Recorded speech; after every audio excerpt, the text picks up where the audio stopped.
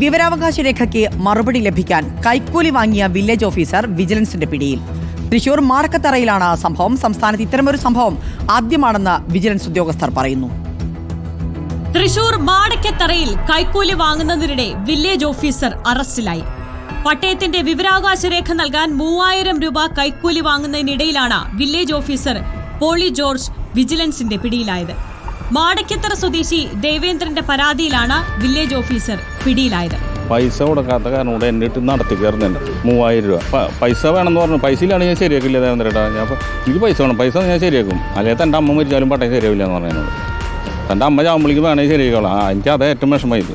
Madakkathara village പരിധിയിൽ വരുന്ന 10 പേരുടെ പട്ടയ വിവരങ്ങൾ ചോദിച്ചാണ് ദേവേന്ദ്രൻ വിവരാവകാശ അപേക്ഷ നൽകിയത്. വിവരാവകാശ രേഖ ലഭിക്കണമെങ്കിൽ 3000 രൂപ കൈക്കൂലി വേണമെന്നായിരുന്നു വില്ലേജ് ഓഫീസർ പോളി ജോർജ് ആവശ്യപ്പെട്ടത്. കൈക്കൂലി ലഭിക്കാൻ രേഖ നൽകാതെ വില്ലേജ് ഓഫീസർ നിരന്തരമായി മടക്കുകയായിരുന്നു. പണം ആവശ്യപ്പെട്ടതിനു പുറമെ മോശമായ രീതിയിൽ പ്രതികരണങ്ങൾ വില്ലേജ് ഓഫീസറിൽ നിന്നുണ്ടായതായും പരാതിക്കാരൻ പറയുന്നു.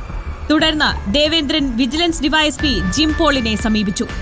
ഫിനോഫ്തലിൻ പുരട്ടിയ 3000 രൂപ പരാതിക്കാരന്റെ കൈവശം നൽകി. പരാതിക്കാരൻ വില്ലേജ് ഓഫീസർക്ക് കൈക്കൂലി പണം നൽകി. വിജിലൻസ് ഡിവൈഎസ്പി ജിം പോളും സംഘവും എത്തി.